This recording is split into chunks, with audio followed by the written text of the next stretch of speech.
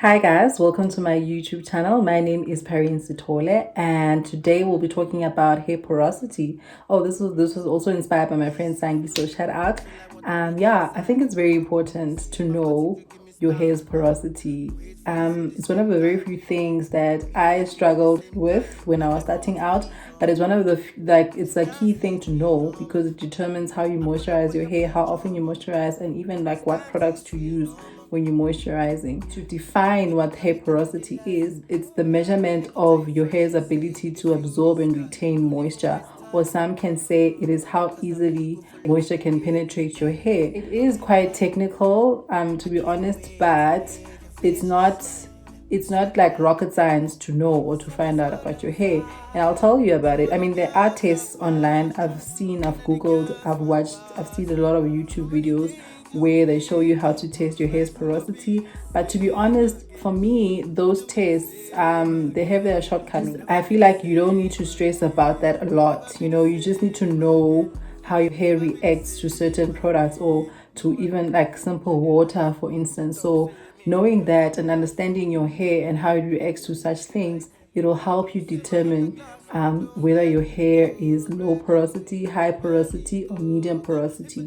So if your hair is low porosity, it means that it sort of struggles to absorb moisture. Like for instance, my hair, I'm also part of like low porosity hair.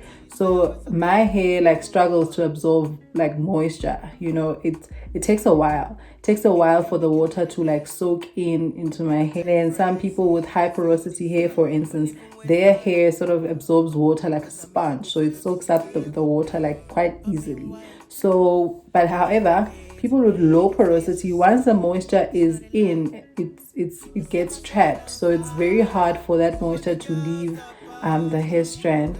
But if you have high porosity hair, on the other side, it's like, yes, your hair can absorb as much water as it can. However, it can easily lose that water just as quickly. So when we moisturize, the goal is to absorb the moisture and also retain the moisture. However, the genetic makeup of our hair doesn't necessarily make that easy for us. And that's where the hair porosity comes in, because we have two extremes. We have low porosity, we have high porosity. Low porosity hair struggles with absorbing the moisture, however, it can retain the moisture quite easily. And then with high porosity hair, it does not struggle to absorb the moisture, however, it struggles with retaining the moisture. So with that being said, I have good and bad news. The bad news is, unfortunately, you cannot choose your own hair's porosity. It's the genetic makeup of your hair and how you were born. Like if you have low porosity hair, it means that your the cuticle layer of your hair, which is the outer layer of your hair, is tightly bound, which is why it's very hard for the hair to absorb the moisture. Then if you have high porosity hair, the cuticle layer of your hair is open, which makes it easy for your hair to absorb moisture. However, it's also very easy for the moisture to escape.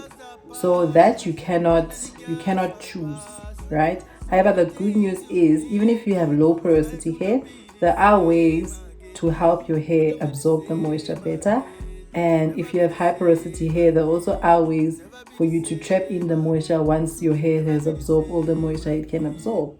So you can alter your hair's porosity up to a certain extent. You can. I mean, you have to do something in order for your hair to both absorb and retain the moisture.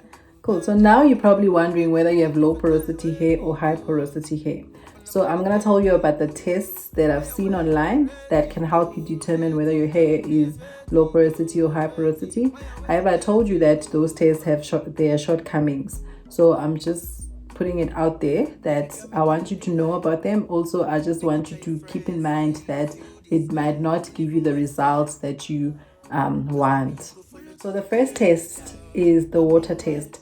Please note that you need to do this test when your hair is free from any products, right?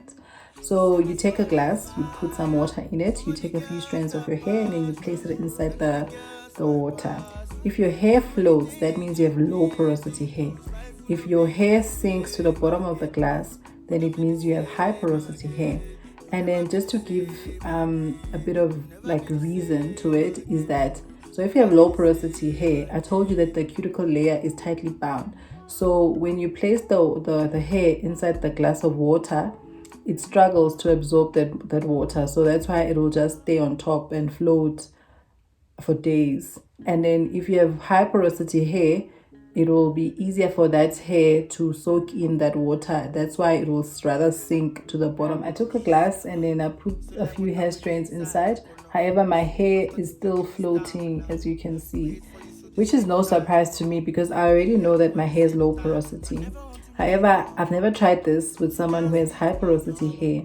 And you can correct me if I'm wrong. I just don't feel like a few hair strands are heavy enough to sink to the bottom of the glass anyway. So just, I don't know, this is what I think and what I don't believe can happen.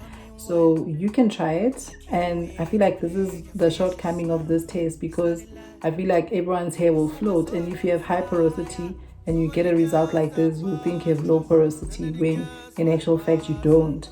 So that's why I don't feel like this test is reliable. And then the other test that I've seen is the strand test.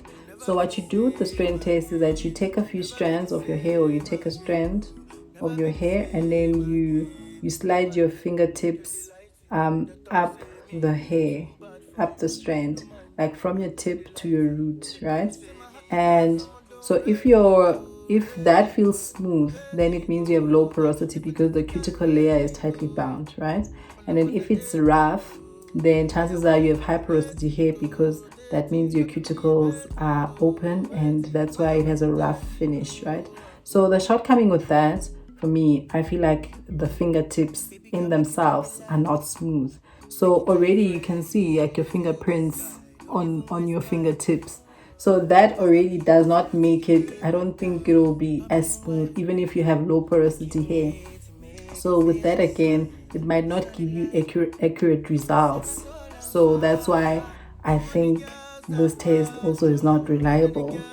I just feel like the best way in which you can determine your hair porosity is through trial and error. You can see how your hair reacts to water, and you can see how your hair reacts to hair products. Like for instance, my hair, I have low porosity hair. Generally, it takes long for my hair to get wet, and then once my hair is wet, it takes a long time for my hair to dry up. So that's why I shy away from hairstyles like Bantu knots, because if I do that, then I have to wait a few days for the hair to be completely dry and for me to wear out my Bantu knots. So I don't want you thinking now low porosity is better than high porosity, or high porosity is better than low porosity, because you can be either or and still be able to manage it, right? So for low porosity, your goal is to help your hair absorb moisture.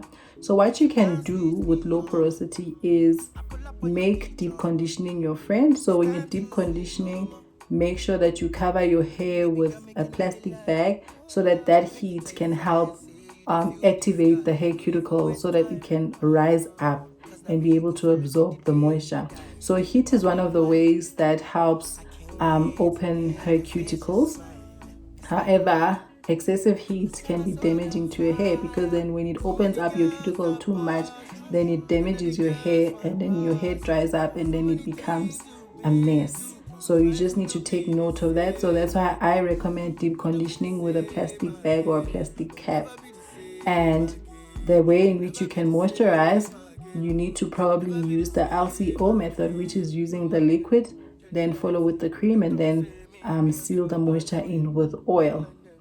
However, with the LCO method, you need to make sure that when you're applying product to your hair, do not apply product on dripping wet hair, because you know why? Your hair is already struggling to absorb moisture. So if it's dripping wet, right, it's still trying to absorb that water that's been applied onto it. So with low porosity hair, it absorbs moisture, but in very small amounts. So you just need to give it time, and you cannot bombard your hair with a lot of product. Be patient with it, let it sit for a while, give it a chance to absorb the moisture, and then apply the product as you go. Because with low porosity, if you apply water, it will only absorb the water that it needs, which is very small. Then you apply cream on top of that, it will apply the moisture that it needs from the cream. Then you apply oil on top of that, then you know what mess you're creating. So so the best oils to use for low porosity is your lighter oils, and you need to use the penetrating oils like your coconut oils, your olive oils. I think almond oil is also part of that. Yeah. So you just need to use like the light penetrating oils, because your goal is to make sure that your hair is absorbing that moisture.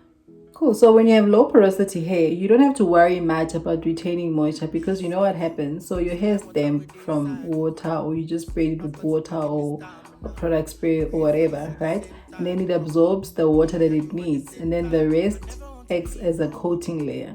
Then you apply the cream, and then your hair will absorb the moisture that it needs, and then the rest will go into coating the hair. Then you apply the oil, same thing, it will absorb what it needs, and then the rest will be used to coat the hair strand. So that's why I'm saying you don't need to worry much about retaining moisture. You just need to make sure that you do not over moisturize your hair. That's it. Then you're done. That's why I'm saying the LCO method is probably the best one for low porosity. Some people even just use LC, which is fine, because with low porosity you just need to moisturize in moderation. Yes, that's the trick with low porosity. Moisturize in moderation. So with high porosity hair, you just need to help your hair retain moisture, because your hair does not struggle to absorb moisture. And when it comes to the moisturizing methods, you can use both. You can use LCO, you can use LOC. You just need to make sure that you need to incorporate a coating oil. And the one of the best ones that I can recommend for high porosity is castor oil, because it acts as a nice barrier. It traps in moisture. So it's very good for people with high porosity hair. So with high porosity hair, the struggle there is moisture retention. So one of the best ways is for you to incorporate a coating oil like a castor oil into your moisturizing pack, because that will help trap in the moisture. And also another thing that you can use is protein treatment. I recently found out that protein treatment relaxes hair cuticles. So you need to make that your friend. But I wouldn't recommend protein treatment like on a regular, but just make sure that you just use it when you can, because it does dry up hair, and if you don't deep condition after that, then it'll be a mess. So yeah, cool. So this is what I have on hair porosity for today. Thank you so much for watching, and I hope this has been very helpful. If you have any questions, please feel free to ask me in the comment section, and don't forget to like and subscribe. Thank you so much.